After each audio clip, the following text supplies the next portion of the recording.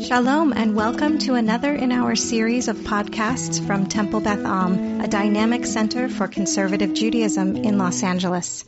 Hello, everybody. So, Harayim Tovim, if you're in our time zone here in California, welcome to those who are here on Zoom, and welcome to those who might be joining on Facebook. This is part one of a several-part class that initially is going to be every other week through the end of November. Then, just because of weird calendars and some travel, it's going to take a break in December, and then we'll continue it in the beginning of 2022, kind of as long as we want to, in the sense that there's way more material that can be covered, even if we did this weekly for a year. But we'll see. I don't have a particular number of sessions set in mind. I want to get a sense of what it's like to study with you and how interested people are on the topic. But it's really great to be with you. If you are here on Facebook by accident, I'll kind of give you an introduction as to what we're doing and why we're doing it, and then we'll jump into it. So Temple Beth Am, where I'm one of the rabbis, decided to honor and observe 5782, the new Hebrew year, which is a Shemitah year, a year 7 in the 7-year agricultural cycle, which of course represents a set of laws from the Bible, from the Torah, filtered through the rabbinic tradition, which are still obtaining as practical law for observant Jews in Israel. Not so for Jews in diaspora. You can be a fully from Jew living in Los Angeles and you can pay no attention to the laws of Shemitah, and it doesn't mean that you're shirking your responsibility.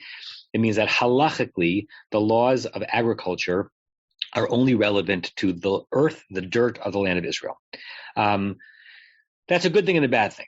It's a good thing because, we don't have to add another layer of onerousness to our consumption of Jewish food living in Los Angeles. It's a bad thing because we've lost one of the tethers to one of our most intimate set of laws that connect us to the earth and to our responsibilities to it. So it's like a good thing when you're off the hook for an obligation and not a good thing when you're off the hook for an obligation. There's a rabbinic dictum that Gadol ha-mitzuveh miha-enot mitzuveh, that it's better to be obligated than not obligated.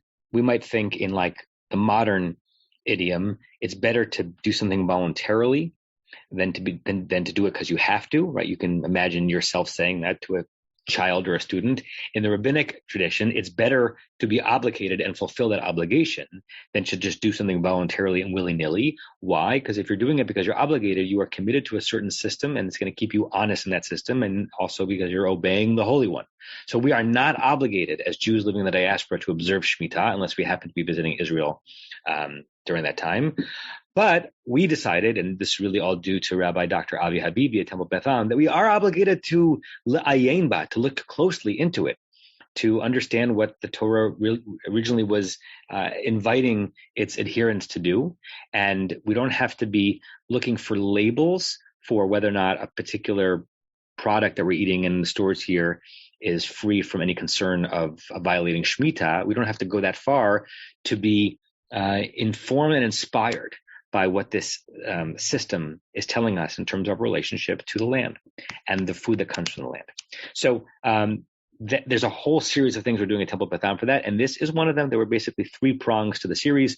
One was learning material related to this tradition, and I'm teaching one of those classes. One is going to be activism, right? Things that people may want to do in the community and beyond, inspired or pushed by Judaism's ecological thrust. And the third is change in one's home and change in the institution, right?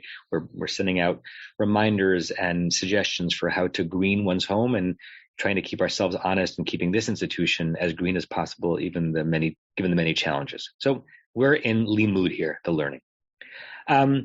With that as an introduction to the introduction, let's do the introduction. So where does our food come from?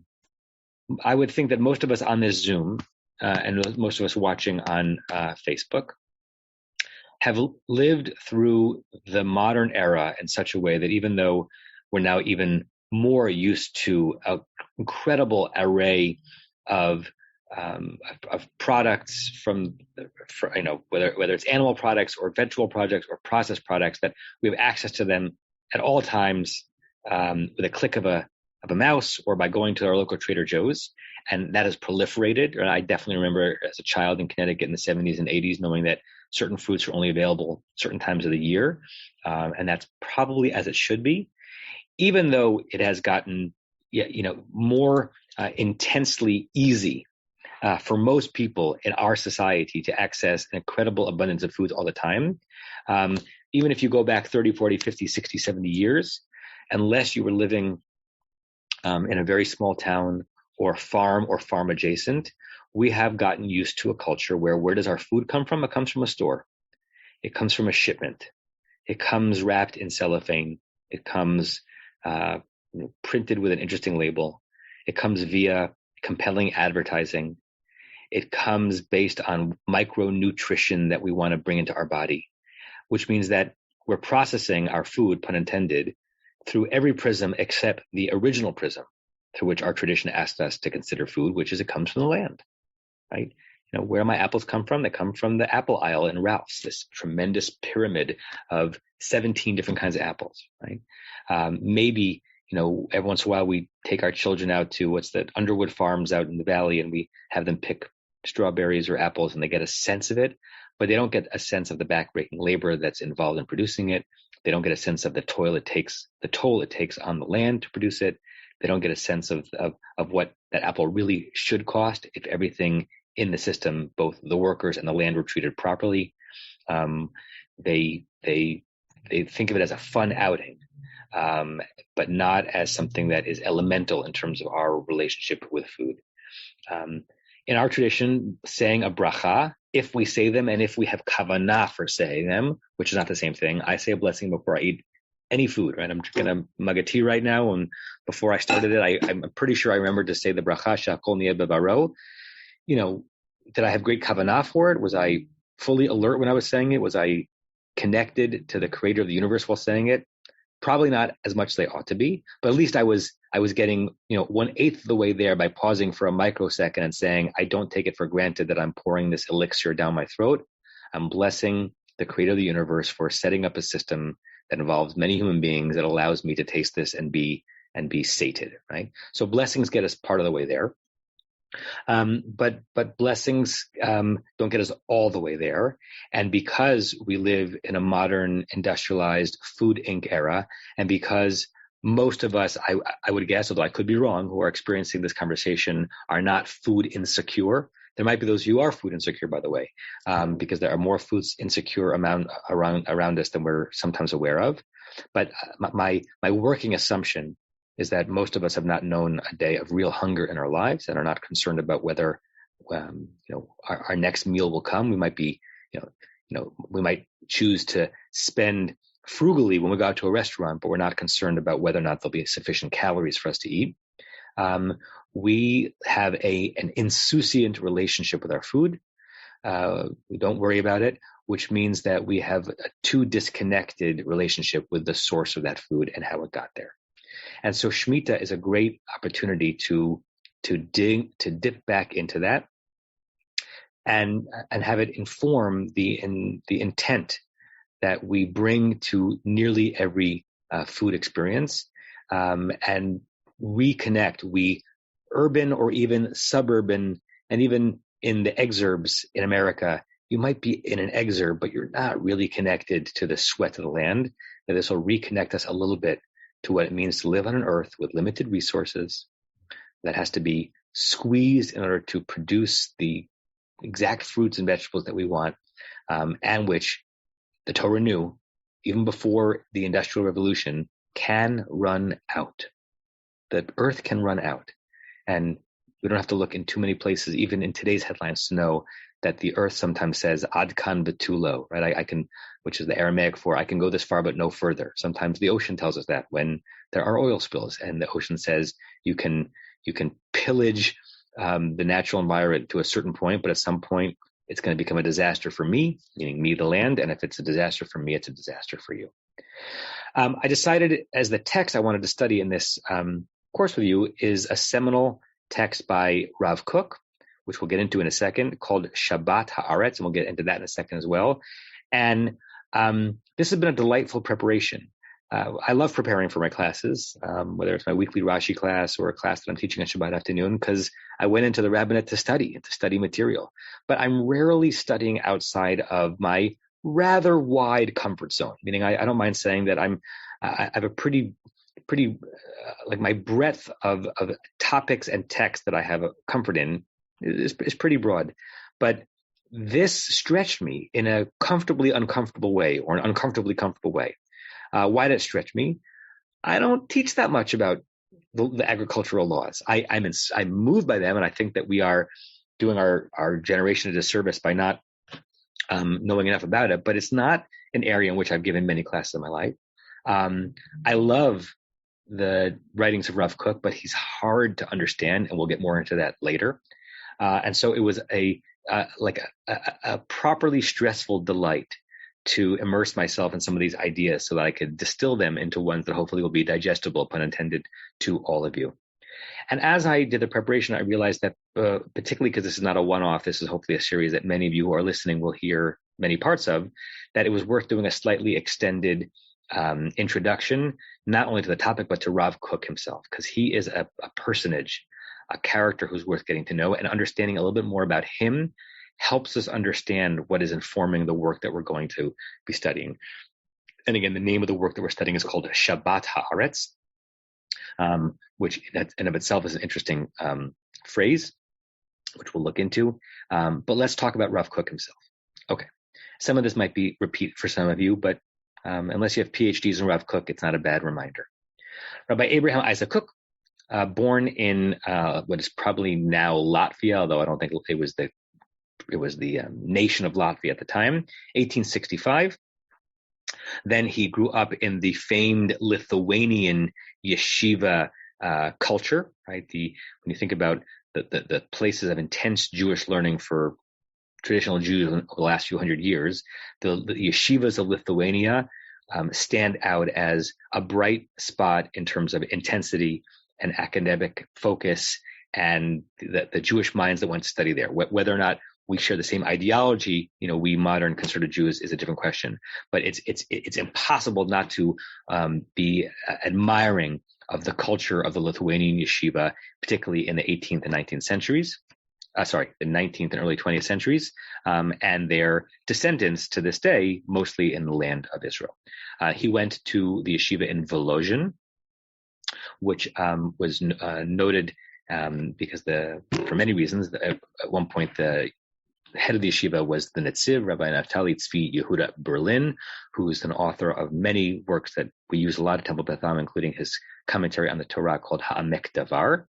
Rav Kook was known as an Ilui, and Ilui is someone who is preternaturally wise and able when it comes to rabbinic texts, right? Just could master the Talmud as a teenager and know it nearly by heart. He became a prize student of the Netziv. They became very close. In fact, the Netziv was known to say at one point, even given all of the many, many students that went through his yeshiva, who went on to lead Jewish communities, many of whom obviously were struck down by the Shoah, he said something like, if in all of my time leading that yeshiva, we had succeeded in educating only him, meaning had only Rav Kook, who's going to become Rav Kook, been our graduate, dayenu, that would have been sufficient. That would have been enough feathers in our cap if we had produced a Rav Kook. He went and apprenticed as a Rav with the rabbi of Panovich. Panovich is in Lithuania. Panevėžys, I think is how you pronounce Lithuanian. It's on the road in between Vilna, which is now Lithuania, and Riga, which is Latvia. I'll put an interesting parentheses in here because I had not known about this connection between Rav Kook and Panovich. Panovich is where my grandmother, the only one of my grandparents who was born in Europe, was born and grew up. She lived there until she was about 11, before they came to the States in the late 20s. It was also famed, not quite as famous as Volozhin, but close, a famed yeshiva that essentially got recreated brick by brick in Bnei Brak in Israel. And I once had an opportunity when I was traveling through Eastern Europe with USY groups in the mid-90s to visit Panovich. I'll just tell you a story because it leavens this experience a little bit. My grandmother at the time, my Savta, was still alive, And I told her that I saw on the map that we would be driving from Vilna to Riga that day, and that we were going right through the town of Panovich. It was not on our itinerary, but I saw it. I was looking at an old atlas in our house, and I asked her if we have a chance to stop, which I didn't know if we would. And I wouldn't be able to call her from there because this was, pre-cell phone, pre-internet. This was 1994. What did she remember about growing up there? Because she was, again, 9 or 10 when she left. And she says that she remembered she lived by a bridge, and that by an embankment down into the valley where the river is. And then on warm days, she used to run down the embankment and they would wash their clothes in the river. That's as concrete a memory she could give me. So on that long drive from Vilna to Riga, I told the driver to take us to what he thought might be one of the old bridges in town, just as a guess. And we got off the bus, I and the translator, and we basically tapped on the shoulder of the first old person that we saw who might have had memories. And I asked the translator to ask this person I pointed to this like grassy embankment on the side of a bridge by the river. And I said, what do you remember about that era before the war? And I can picture the scene as if it was yesterday. The old woman looked over there, pointed, says that's where the Jews lived. So it was a really powerful experience for me to possibly have been standing right near where my grandmother had grown up. And Rav Kook, on his way from being a student in Volozhin to eventually becoming a rabbi in pre-state Palestine, had a stop in Panovich. And may even, if the years work out, may even have been there simultaneous to when my great-grandfather, my Savta's father, who was ordained as a rabbi in Panovich before he moved to the States and became a rabbi in Boston, they may have spent time in that building together, which I find interesting. Rav Kook was known rather iconoclastically, and I mentioned this in my Yom Kippur sermon, as a vegetarian, right? Traditional observant from Judaism is meat-centric. The temple service is meat-centric. You know the drill: kreplach and chicken soup and gribbinus. And Rav Kook pushed against that for reasons that I think were ahead of his time, but maybe they were not ahead of his time. They were actually linking back to earlier ideas in the Jewish tradition that were suppressed over time. He lived a vegetarian life, and he wrote about it, and he tried to inspire, unsuccessfully, many of his followers to follow in that way. But it says something about his connection to the universe, that he sensed that there was something. I don't think he was doing it for personal health reasons, but there was something untoward about the production and the consumption of meat, either as it related to the experience of the animals or even as it related to the experience of the land itself. 1904, so he's just under 40 years old, he was invited to come to Jaffa, to be the rabbi of the fledgling Jewish community there, right? So this is within the first couple of years that Tel Aviv, which is obviously the new Jaffa, is being built just a couple of miles up the road. He's invited to become a rabbi in Yaffo. Yaffo has had a Jewish community, uninterrupted for centuries. The group that invited him, interestingly, was a group called the Bnei Moshe. They were a semi-Karaite group of Jews, by which I mean they were not full Karaites. Karaites are those who lived by the laws of the Torah and essentially rejected rabbinic interpretation and modernization of the tradition. The Bnei Moshe were somewhere in between. Their Jewish practices were not entirely in line with what had evolved as mainstream Ashkenazi orthodoxy in Eastern Europe, nor were they strict Karaites, but they had a certain amount of standing in pre-state Palestine, and he was invited to be their rabbi. That's how we got to the land of Israel. Interestingly, he served there for a few years. He was on a trip to London, I don't know why, when World War I broke out, and he couldn't get back to the land of Palestine. So he spent a significant amount of time really through World War I in Europe. And here's another interesting potential connection between Rav Kook and my ancestors. In 1916, he ended up serving as the rabbi of the Spitalfields Great Synagogues. What's Spitalfields? Spitalfields is an area in East London that was known as a part of the city through which different immigrant groups came in over the centuries. And the Spitalfields Great Synagogue, this is when I learned this in my research, it brought something full circle very interestingly. So let me take a step back. So many of you know that I had a sabbatical about 4 years ago, and we spent it most of it in Oxford, England. And at one point I came into London, and I had heard about fascinating tour called the Alternative Walking Tour of London. It was basically going to East London, not like downtown West Side area, West End, and looking at London through the prism of street art and graffiti. Fascinating, amazing tour. What I had no idea about is that where this tour was this neighborhood called the East End, or Spitalfields. It's also called Brick Lane. Some of you may have been there. And it's been a part of the city through which, as I said before, immigrant communities have come in. And our tour guide pointed to this grand building on like a picture on the corner of Brick Lane and something else, that was at the time a mosque, and for the Bangladeshi, I think, Muslim community there.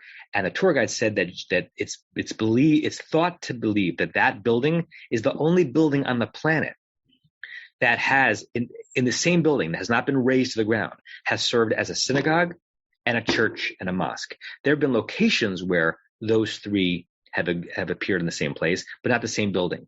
It was a Huguenot church. When the French Huguenots came over to London to escape persecution in the 1780s, 1790s, 1810s, it became the Spitalfields Great Synagogue when the Jewish community started coming, as the pogroms were getting worse in Eastern Europe. And then there were really no Jews left in that neighborhood anymore. And now it's a very dense Muslim neighborhood. And now it's a Bangladeshi mosque. So that is where Rav Kook served for a few years in World War I. I had no idea when I was on that tour 4 years ago.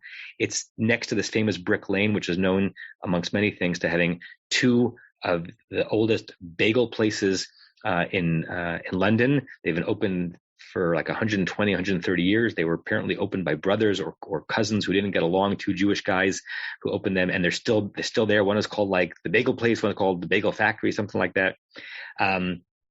And why is it interesting? And I know I'm on a digression, but bear with me, because on the other side of my family, my mother's father, he was born in New York, but his father escaped Poland, came first to the New World before sending for his family. And before he got to New York, he lived in this part of London for a few years. They have correspondence from him. I went to visit the address that that they knew they had for him. The address no longer exists, but I knew where I was in the street, and it's right in that neighborhood. So it may be that my father's mother's father studied at the Panovich Yeshiva when Rav Kook was there, and it may be that my mother's father's father was going to shul at the Great Spitalfield Synagogue in London when Rav Kook was there. Okay, that's the end of the Kligfeld connection between me and Rav Kook. 1919, he goes back to Palestine, and he became the chief rabbi of the city of Jerusalem, chief Ashkenazi rabbi. 2 years later, his renown is spreading. He becomes the chief Ashkenazi rabbi of Palestine. And that's when his reputation really begins to grow, not without some controversy. When we modern traditional Jews speak about Rav Kook, we speak about him with adulation. This man who was somehow able to be so firmly rooted in the tradition. He was an unapologetically frum, observant Jew, but who understood that the world was changing, where he would have plotted himself in the Tevye story, like change is a real thing. And he somehow found a way to do this without any judgment for those Jews who were living differently. He famously had a house on Rehov Yafo, Jaffa Road in Jerusalem, where one of the doors was opening up onto Mea Sharim, the ultra-Orthodox enclave, because that was what he looked like. That's where he davened. That's what his life was like. But the other door, if you can picture where Jaffa Road is, was opening up to New Jerusalem. Right? So the house straddled a block, and it's Mea Sharim over here and Ben Yehuda Street over there. I mean, Ben Yehuda Street circa 1920, but still where the secular Zionist settlers were coming to make a new life. And he famously, and at risk to his reputation, defended in religious terms the secular settlers who were performing the mitzvah of Yishuv Ha'aretz. Right? In other words, he didn't say they are apikorsim who also happen to be the land of Israel. He would raise up the notion of a secular settling of the state of Israel as performing a mitzvah, even if they weren't motivated by mitzvah. And he was a rather unique voice, and there was a controversy. There were many letters that were published against him as he was trying to establish himself. So we venerate him, but the contemporaneous yeshiva world, even though he was from it, rejected him. Was not quite as intense as the Maimonidean controversy, where Maimonides was not accepted in his time because of his philosophical urges, but it was pretty severe. Listen to this. This was like a fatwa, if you'll excuse the term, that was put out amongst the Haredi community about Rav Kook. We were astonished to see and hear gross things foreign to the entire Torah, and we see that which we feared before his coming here, that he will introduce new forms of deviance that our rabbis and ancestors could not have imagined. It is to be deemed a sorcerer's book. If so, let it be known that it is forbidden to study, let alone rely on all his nonsense and dreams. That was written about Rav Kook as he was trying to establish himself. And he was already the chief rabbi of Palestine. He wasn't like an up-and-comer. And still he was being knocked down by those who thought his ideas were dangerous. This kooky, his name was Kook, kooky vegetarian who was willing to hang out with secular Jews, too dangerous. The Rabbi Aharon Rokeach, who is the Belzer Rebbe of the Belzer Hasidim, said, "Know that the rabbi from Jerusalem, Kook, may his name be blotted out." That's Yamach Shemo. That's usually reserved for Amalek and Hitler, is completely wicked and has already ruined many of our youth, entrapping them with his guileful tongue and impure books. That's a heck of a screed, which meant that Rav Kook was onto something, right? He was recognizing the soft spot in the unchanging Haredi world, who were mostly students of the Chatam Sofer, Rabbi Moshe Sofer of Pressburg, who famously said, "Ein chidush b'Torah." You can do no innovations in Torah. We're going to preserve this exactly as it always has been, even though there was lots of natural change over time, and as it always will be. I give you this long introduction because I want you to know a sense of where Rav Kook stood in the realm of Jewish intellectual history. His command of our inherited tradition was almost beyond compare. His fluency, his love for it, his love for those texts, you can't possibly imagine. And he was playful.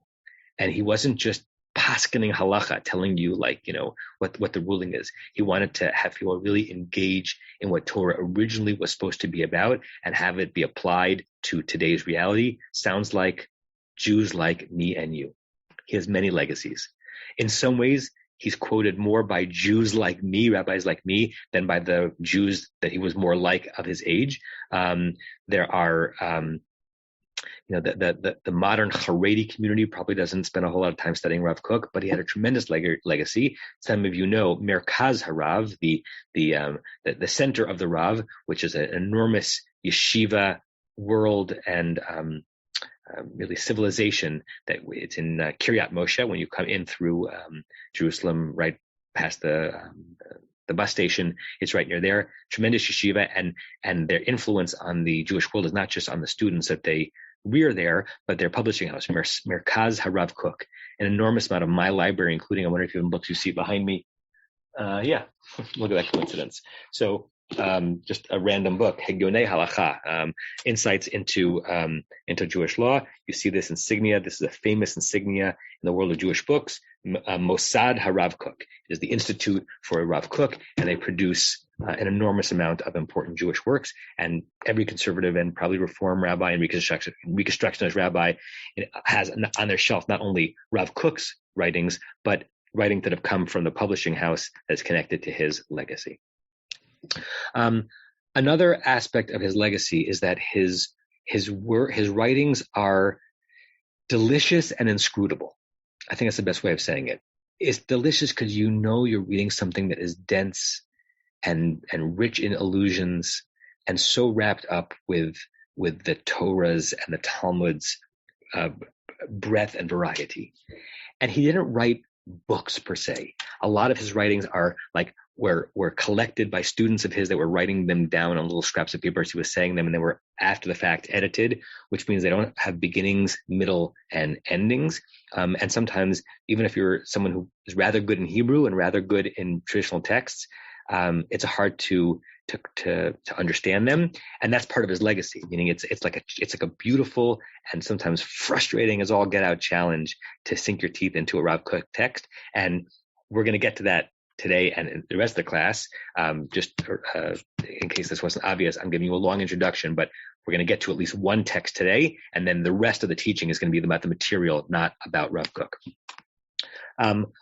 This book that he writes, Shabbat Ha'aretz, that we are going to be looking into, was written in 1909, right? So if you think back to the history I gave you, he'd already been invited to the land of Israel, which means he's rekindled his own connection to the very dirt that is the subject of the laws of Shemitah. And let's think about what's happening in 1909 in the land of Palestine. It's the middle of the second Aliyah.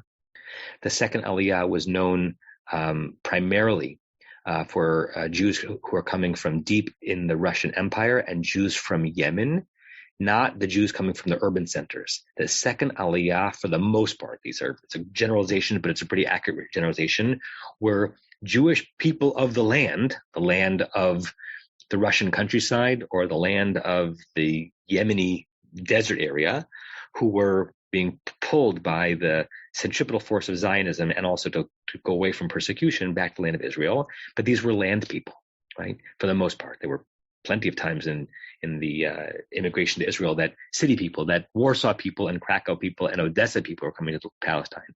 But this was an era which land people, Jewish land people, were coming back to the land of Israel. And therefore, and also because there was not a whole lot of industry in the land of Israel, Palestine anyway, they came from the land and they went to the land. So whether they were from or not, the biblical texts and obligations that had been theoretical in the Jewish world for centuries started to become very important, right? So if they were individually, personally from, all of a sudden the farming they had been doing in Russia or in Yemen now was overlaid with a series of obligations and particulars that Jews had not been studying that closely because it wasn't, it was only theoretical. The Rambam, Maimonides, I mentioned before, was in some ways lampooned in the 12th century when he wrote his masterful Mishneh Torah, his code of Jewish law, because unlike the other codes that were coming out around that time and subsequently, which did not include material that was no longer practical, you open up the Shulchan Aruch written in the 1570s, there's nothing in there about sacrifices. There's nothing in there about things that had become obsolete. The Rambam included everything, which means his book is twice as long as what Jews needed at the time to be practical. All these laws had been not in like, they weren't rejected, they were just not in use because the Jews weren't living in the land of Israel. All of a sudden those laws become significant again. And even if you came to the land of Israel and you weren't personally from, you were joining a Jewish community, not a homogeneous Jewish community, but a Jewish community that was trying to produce a Jewish life, Jewish culture, and Jewish observance that was sensitive to the Torah's obligations about the land. And if you were part of that process, you had to be somewhat knowledgeable of that as well, even if it wasn't personally interesting to you. So this is supposition. I don't know this for a fact because he doesn't say a whole lot about why he writes this then, but I'm wondering if he's reading the tea leaves and he's recognizing either the needs and curiosities of the Jews that are now his subjects, or what he thinks ought to be their curiosities about what their tradition has to say about this new landed Judaism in the land of Israel. And he writes Shabbat Ha'aretz in 1909. There are several parts of this book called Shabbat Ha'aretz. One of them is the Hakdama, the introduction. That is the part that we're going to be looking at. We're going to be looking very little, if anything, about in the actual content. It's his Hakdama, his introduction, which is basically his philosophical musings about Shemitah, the sabbatical year, and Yovel, Jubilee, which is the year 50 after 7 sabbatical cycles, and also how the concepts of Eretz Yisrael relate to Am Yisrael. So when the laws of Shemitah were produced by the Torah and then ratified by the rabbis of the Talmud, the notion of Eretz Yisrael was dominant. We were still in the early gestational stages of becoming Am Yisrael, the nation of Israel. In 1909, it's the reverse. There's definitely an Am Yisrael Chai. It's spread out, but there's definitely a notion of a Jewish peoplehood.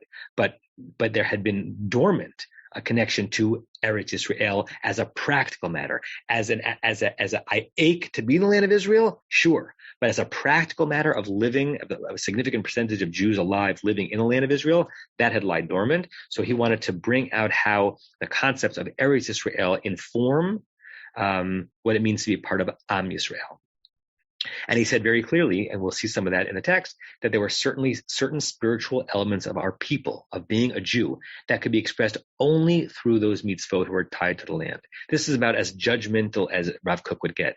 He wasn't poo-pooing those who didn't live there, but he was saying there are elements to the Jewish identity that cannot be fully realized or recognized unless you're adding these set of obligations onto them. In other words, he would be saying to us, live in Los Angeles if you want, but know that you are somewhat spiritually impoverished because Shemitah doesn't obligate you. And the laws of Truma, of giving certain percentage of our produce to the priest, do not obligate you. And that's even if you are a farmer in the Central Valley. It's not until you close this circuit and that you bring all of these laws into your active Jewish living that you get to fully live out the Torah's expectations of the spiritual person. That's the part that we're going to be spending most of the time in our study. Second part of the book is the Mavo, which is, it's interesting, a Mavo can also mean an introduction, but here it's actually the body part of the text. 15 chapters of halacha. Rav Kook was not primarily a halachist. He doesn't write codes of Jewish law, but he was a halachic Jew. And he's writing the laws of Shemitah. This is a practicum for the Jews farming the Chula Valley or the fields outside of Yafo, how to do it on this seventh year. He writes it as a commentary on Maimonides' Hilchot Shemitah. So in Maimonides' Rambam's Mishneh Torah, he has a whole book of the laws of Shemitah, and this part of Rav Kook's Shabbat Ha'aretz is a commentary on Hilchot Shemitah. And then the fourth part of the third/fourth part of the book is called Kuntris Acharon, the final document or the final manuscript. And there are little slips of individual piskei din, individual halachic rulings he has made that didn't make it into the central piece of his material. Rav Kook was known to be mostly lenient, which does not mean he wasn't careful. He was just, if you could lean lenient or stringent on a particular halacha, right? He was not a member of the Chumrah of the Week club. A Chumrah is a stringency. He wanted the tradition to be obligatory but accessible. He wanted to lean most into meaning and less into stringency, but he had a couple of notable stringencies. I'm going to just share one with you that appears in the book. I'm going to give it to you in Hebrew and then in English. Ra'ui le'orer she'ein lemaleh kos havdalah miyayin shel shvi'it. It's good to be, it's such an interesting use of language, and we'll see how interesting his language is in a second, but le'orer means to awaken. It's appropriate to awaken yourself. It doesn't say it's prohibited. It's appropriate to awaken yourself to the fact that you shouldn't fill up your Havdalah goblet with wine of Shvi'it, of wine that was produced in the Shemitah year, because wine that is produced in the Shemitah year cannot be wasted. Yoter mimidato, more than you really are going to need for that ritual. L'siman bracha, for the sake of bracha. Why? Shenishpach u'ma'abed perot shvi'it. Because what happens with Havdalah, right? What at every Havdalah ceremony in the world, unlike at Kiddush, where you're supposed to down the glass, you're supposed to at least drink Rov Kos, you take a sip of the Havdalah, you pour out the juice of the wine, you put the candle in it. Even though you're doing it for the sake of the mitzvah, you're wasting produce, right? If you're being a conservationalist, you're wasting produce, right? And so the Rav Kook says, don't waste Shvi'it produce. Shvi'it, which is the biblical term is Shemitah, the rabbinic term is Shvi'it, the seventh year, and it's scarce in the seventh year because you can only collect what is naturally producing. You can't cultivate it. So it's a luxury. It's a diamond. So you only wear a diamond or you only wear gold if you're going to be able to make use of it fully and to enjoy it. Don't waste something that is so scarce. So he says, try not to fill up your Havdalah cup with Shemitah wine, because most of it will not be consumed by you. And what an insult to the land that is trying to produce enough for you to subsist. Don't pour that onto the ground. One of his few notable chumras. Okay, 43 minutes of the intro. What we're going to do in the class, which we're going to do for 17 minutes more today, and then all of the following classes. We're going to do a few sections of close reading of the text each week. We're not going to get through all of it. There's no way. One day, perhaps, if we do this for years, we will. I want you, whether your background in Hebrew is strong or not, I want you to reckon with the challenges of getting through Rav Kook material. And you'll see even in the translations that I'm either going to give myself or using other people's translations, how hard it is to produce Rav Kook's Hebrew into English. I once took a whole week-long class. I was in a rabbinic seminar that was held in New Jersey by one of my teachers, Rabbi Ed Feld, who you may know because he's the editor of our Lev Shalem Machzor and Sidur. And Rabbi Ed Feld is a scholar, right? I say this with no false humility compared to myself. What Rabbi Feld knows about Hebrew and the tradition dwarfs what I'll ever know in my lifetime. And it was wonderful to watch him struggle, not out of any kind of schadenfreude. It was just wonderful and validating to see him struggle to work with 3 lines of Rav Kook's text because it is so rich and dense. There is a new translation of not all of Shabbat Ha'aretz, but just the introduction to Shabbat Ha'aretz that we're going to be working with. It looks like this. It was produced by Chazon. It's actually available on Sefaria, believe it or not, for free. And it was produced and translated by Rabbi Julian Yedidia Sinclair, who's a rabbi in Israel. Listen to he's trained as a rabbi, but mostly he's an Israeli green high tech. Listen to what he says about what it's like. And then this from a true scholar to work through Rav Kook's text. Among the challenges of working through a Rav Kook's text, his sentences are often very long. The syntax can be confusing. The style and vocabulary are influenced by a genre of 19th century bell letters that is long out of fashion. The subject matter is frequently esoteric or mystical. He quotes from the whole repertoire of Jewish traditional sources, usually without attribution. I'm putting in here, which means that you have to go searching for it yourself to find out where it comes from. End of my editing. And occasionally, the thought that he's expressing remains elusive even after repeated rereading of a sentence or passage. I wanted you to hear that because we're gonna break our teeth over a few lines of text each week, and we still might not have certainty when we're done if we're fully understanding it, but we're going to be moved by it even if we understand it completely. Okay, let me pause here. Questions or comments before we jump into the first chunky text? Thank you for indulging me in this extended intro. Questions, comments? If you're on the Zoom, I'm not necessarily seeing you because I'm looking at the speaker view. Let me go down here. Raise your digital hand if you have a question or comment. Going once, twice. Okay. So now I'm going to share the screen with you because we're going to look at the first text. Second, let me just separate it out. Oh, I'm also going to give you the text. This is a text sheet that's going to grow. So it'll always be the same. I think it's always going to be the same link. So in case it's easier for you to look at it on a different screen rather than me sharing it, I'm going to actually send it to you. So 1 second. Okay. So I'm going to put the text link in the chat. You can open it, but I'm also going to share the screen.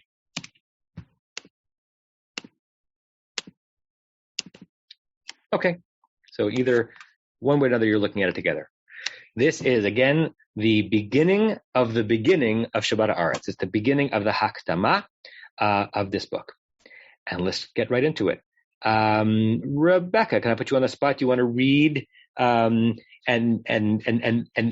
this is hard stuff, but I still want us to work with it. Can you read the first few paragraphs? I'll stop you here and there. Okay, I'll try. Okay. שבת הארץ הקדמה. ראשי פרקים על ערך השמיטה והיובל בחיי ישראל בכלל. Okay, period. Already in the first few words, I'm going to posit he said something really interesting, and these are not throwaway words. And I'm going to break it down why and then ask a question. Rashi prakim, that means like a parak is a chapter, rosh is a head, like it's translated here by Rabbi, this part is his translation. For the most part, I did a couple of tinkering by Rabbi, what did I say his name was? Julian Sinclair, as summary. It's fine, headings maybe.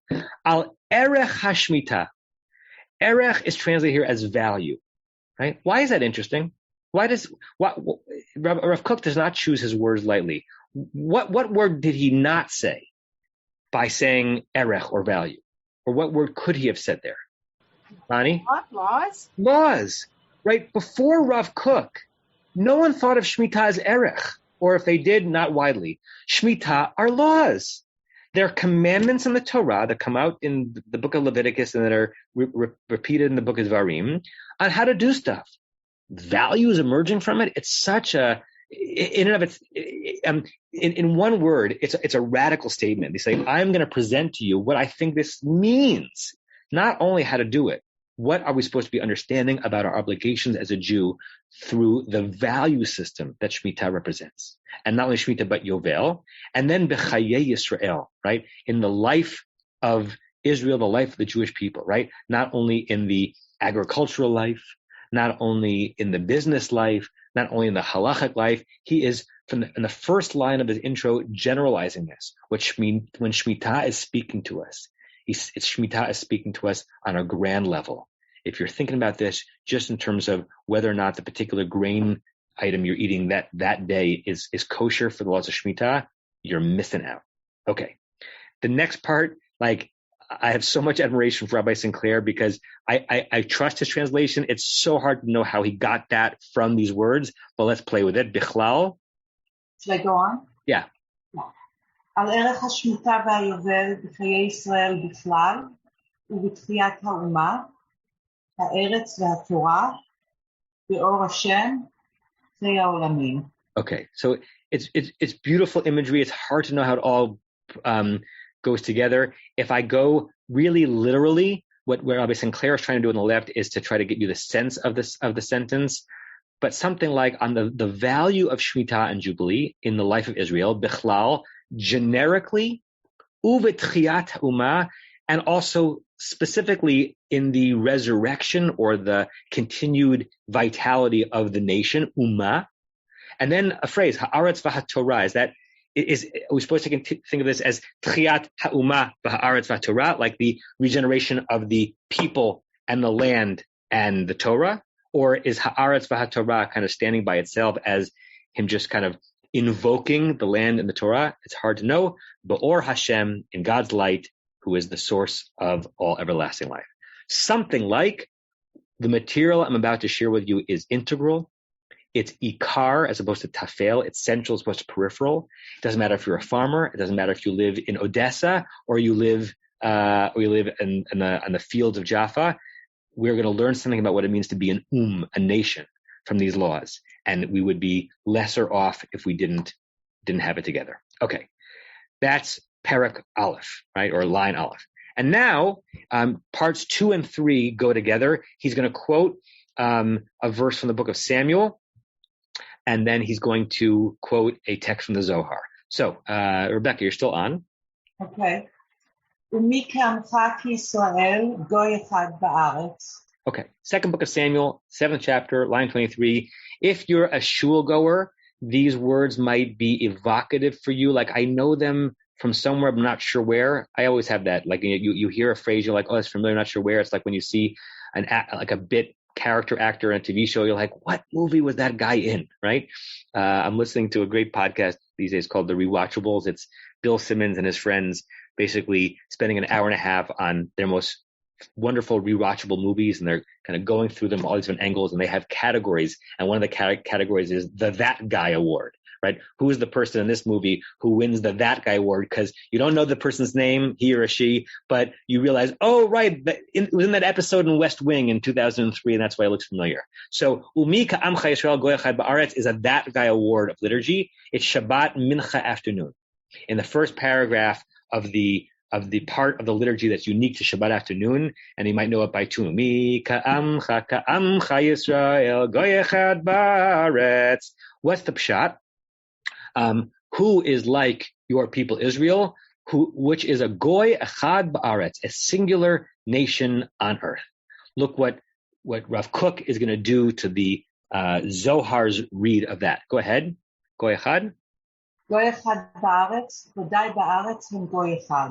Oh, okay. So right now, this is not Rav Kook. This is Zohar. Okay. Can you translate that either by reading it or by working with it? One people in the land of course, in the land, they are one people. Right.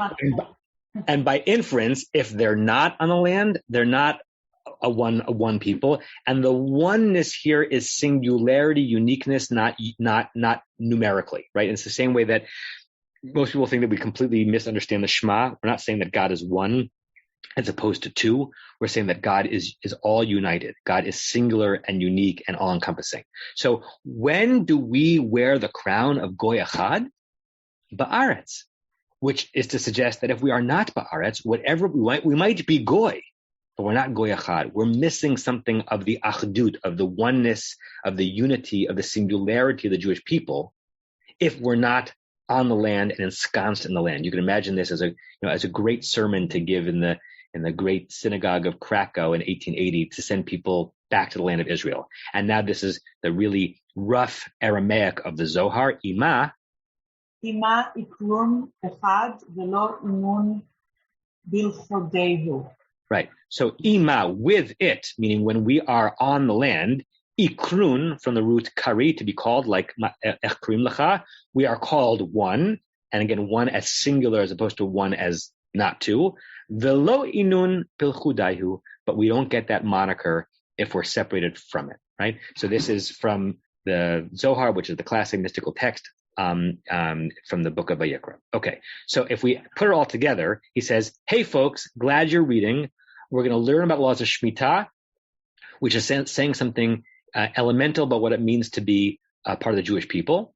I've quoted you a line from the book of Samuel, which in its pshat is just kind of a rhetorical question. Oh, who is like you, the Jewish people? But I'm going to link it to the Zohar text that says Goy Echad Ba'aretz is telling us, is telegraphing the story a little bit. That it's only when you are Ba'aretz that you can earn the category of Goy Echad. And now in section 4, we get to Rav Kook's synthesis of what he's already shared. And he's already shared a lot in a few short words. And then we'll get through most of this in the next 5 minutes, and we'll pick up the next time. Okay, Hashmitah.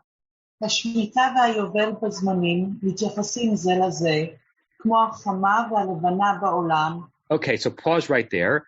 Again, I so much respect for Rabbi Sinclair, and there are also many ways of translating this, right? So I honor him, and I want you to see the translation on the left, and then we can also work through it phrase by phrase.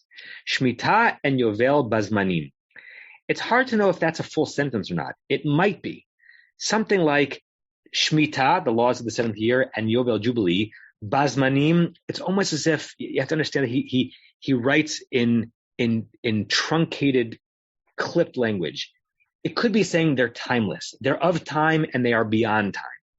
Rabbi Julian says they are interconnected in time because of the mityachasim ze lazeh. But it's hard to know if mityachasim ze lazeh, which means are interrelated to one another, yachas is a relationship, is related to the zmanim or not. But something like these concepts are related to one another, and they are indistinguishable from the notion of time itself. Kamo hachama halvana, like the sun and the moon, ba'olam, in the universe. Hold on one second, because I had a note about that I wanted to share with you. So when he mentions the sun and the moon and the land, he's winking at those readers who know Kabbalah well. So there's a concept in Kabbalah that is referred to by the Rashi Teva, by the acronym of Ashan, Ayin Shin Nun. Okay, Ayin Olam, world, Shin Shana, time, year, and Nun Nefesh, soul. Right, that the physical world, the metaphysical concept of time, and our place in it are brought together in a mystical trio. Right, and it's both.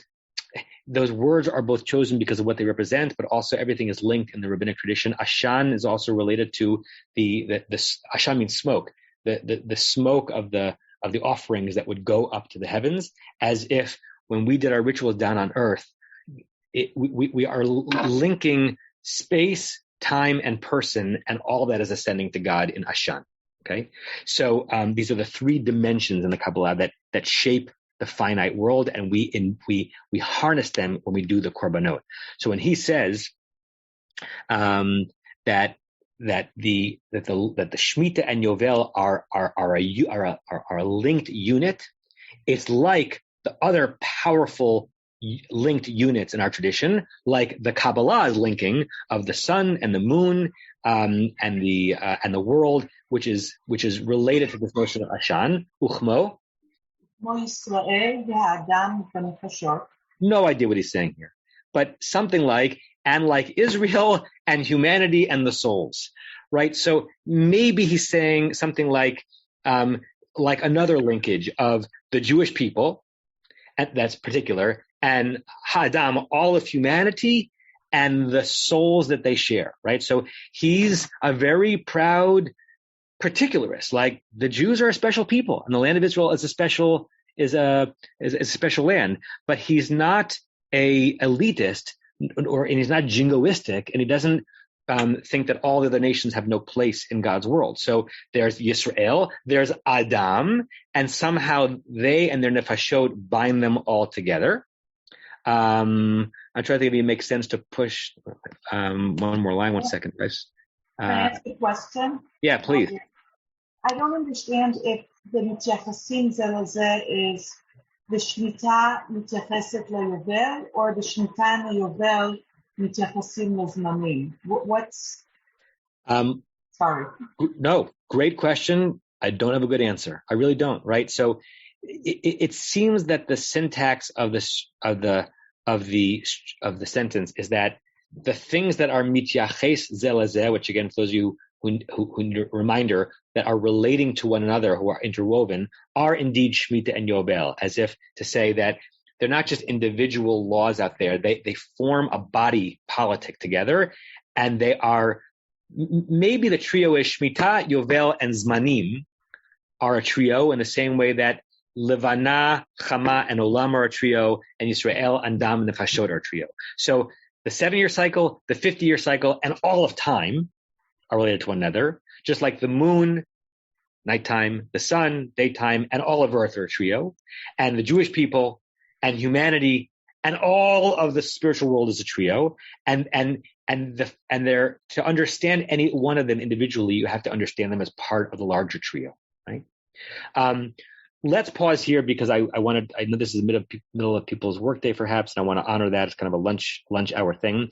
When we pick up next time, which is in 2 weeks from today, we'll finish this little piece, and then I haven't yet chosen what the next piece of his text we're going to study together. But hopefully this gives you a taste of the richness, of the interestingness of this text, and it's making you maybe ache for a freshly picked fruit, or to be on a kibbutz in the land of Israel and be reminded of where we came from and how far we are from that place. So let's pause here. Have a great day. Chodesh Tov, because it is Rosh Chodesh Cheshvan, and it's a delight to be studying with all of you. You have been listening to another in our series of podcasts from Temple Beth Am, a dynamic center for conservative Judaism in Los Angeles. If you enjoy these podcasts, we invite you to write a review on the Apple Podcast site or wherever you get your podcasts. For more information about Temple Beth Am Los Angeles, go to tbala.org.